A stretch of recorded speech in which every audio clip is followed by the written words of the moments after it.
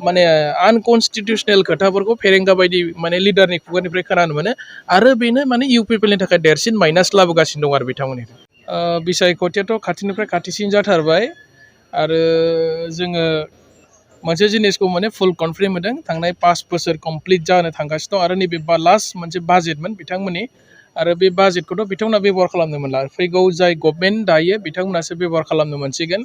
आरो बिथांमोननि मावनायनि जि टाइम पिरियडमोन बियो दिनै कमप्लिट जाफैबाय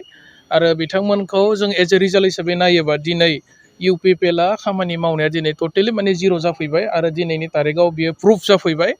आरो बिथांमोना गोदानै मावनो हानाय जेबो आसनि लानो हानाय माने सम गैला बारलांबाय नैबे लास्ट माने बाजेट आरो बे बाजेटआ माने फैगौ समाव जायफोर सरकार दागोन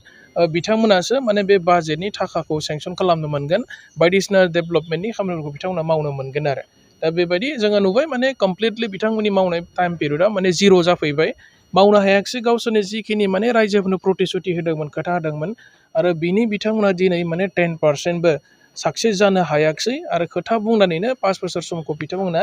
बारलांबाय मावनो थाखाय मोनसे सम होदोंमोन रायजोफ्रा बिथांमोननो 5 बोसोर परिबर्तननि मुङाव भट होनानै बिथांमोनखौ बिटिआर एकर्डखौ इमप्लिमेन्टेसन खालामनायनि थाखाय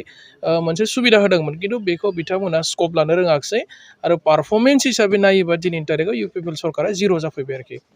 बेनिथ' सल रेसपन्सिबोलानो जाबाय माने आथिखालनि सरकाराव थानाय प्रमद बर'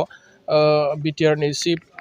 बिथांमोननि deputy chief Gobinda Basumatary Ranjit alias माने फेरेंगा बिथांमोनाथ' बिनि माने दैदेनगिरि सुप्रिम दैदेनगिरि आरो बिथांमोन थासान्दियाव दिनै एपिबिपि गोदान मोनसे राजखान्थि हान्जा जोनोम जानांगौ होननायनि जेबो खोथा फैनाङामोन खिन्थु बिथांमोना एनडिबिफोरनि जि माने हप्स एन्ड एसपाइरेसन जाय थांखिखौ लानानै बिथांमोना आन्दलन खालामदोंमोन जायनि थाखाय बिथांमोना दिनै भारत सरकार आसाम सरकारजों सिगनेटरि जादोंमोन दा दिनै मोनसेबो बिथांमोननि एकर्डनि दफाफ्रा इमप्लिमेन्टेसन जायासै आरो एनडिबिफोरनि जि माने रिहाबिलिटेसन बिथांमोननि थांना थानायनि जि बेबस्था बेखौ माने एज पार माने बिटिआर एकर्डआव जाबायदि लिरदोंमोन बिथांमोनखौ साकरि बाकरि होनाय मुंख्लं न'खरफोरनो माने रांनि अनसुंथाइ होनाय बिथांमोननि फेमिलिखौ नायनाय जेलाव थानायफोरखौ जेलनिफ्राय बख'नायनि जि बेबस्था खालामनांगौमोन बेबायदि जेबो मोनसे खामानि मावनो हायैनि जाहोनाव दिनै हयथ' बिथांमोना अनजालि दैमारिनि दैदेननायाव मोनसे अल्टारनेटिभ जि मोनसे पलिटिकेल पार्टि गोदान जोनोम जानो गोनां बाध्य जादों आरो बेनि दायनिगिरियानो खिन्थु आथिखालनि गभर्नमेन्टसो आरो बिथांमोना जेबो मावना होआसै नालाय बिथांमोना अल्टारनेटिभ बेबस्था लानो गोनां जाबाय होननानै जों सानो आरोखि गेलेनायाव जोंहा बुंनांगौ जेबो गैया माने डेम'क्रेसियावथ' बयहाबो गेलेनो हानाय अधिकार दङ खिन्थु देरहानांगौआसो ना खिन्थु देबोरगावआथ' दिनै माने वमेन रिजार्भबो नङा वमेन रिजार्भेसन जानांगौबा माने रिडेलिमिटेसन जाफिननांगोन समस्थिया गोदान दाफाफिनजानांगोन आरो बेनि सायावहाय पार्लामेन्टआव मोनसे बिल लाबोनांगोन फेरेंगाया बुंबानो जायाना बिथाङा माने संबिधाननि सायाव नलेज दंना गैया हयथ' बिथाङा संबिधाननि सायाव नलेज गैया जानांगौ जायनि थाखाय बेबायदि जानला मोनला माने आनकनस्टिटिउसनेल खोथाफोरखौ फेरेंगा बायदि माने लिडारनि खुगानिफ्राय खोनानो मोनो आरो बेनो माने इउपिपिएलनि थाखाय देरसिन माइनास लाबोगासिनो दं आरो बिथांमोननि जोंथ' सानो माने एबार बिपिएफआ सरकाराव दायोबा गासैबो थिग जागोन माने जोङो खौसे खालामगोन आरो पलिटिक्सआवथ' माने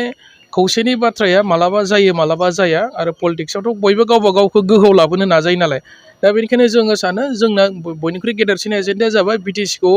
जिखिनि पावार एन्ड फांसनखौ नैबे इउपिपिएल सरकारा गाज्रि खालामफैबाय बिथांमोना जोंनि थाखानाय गोहोखौ दिनै दंस' खालामफैबाय जोङो बेखौ पुनः माने आरोबाव लाबोफिननाय आरो बिटिसिखौ गोहोगोरा खालामनायानो जोंनि थांखि आरोखि आरो लोगोसे बेजों लोगोसे रायजोनि जि मोनसे डेभेलपमेन्ट खामानि जोङो बेखौ मावफिनगोन आरो इउपिपिएलआ जिखिनि समाव माने जोंनि बिटिसिनि पावार एन्ड फांसन 6 दोलनि जिखिनि जोंहा प्रभिजनफोर दं बेखौ दंस' खालामनायखौ जों आरोबाव लाबोफिननो थाखाय जों नाजागोन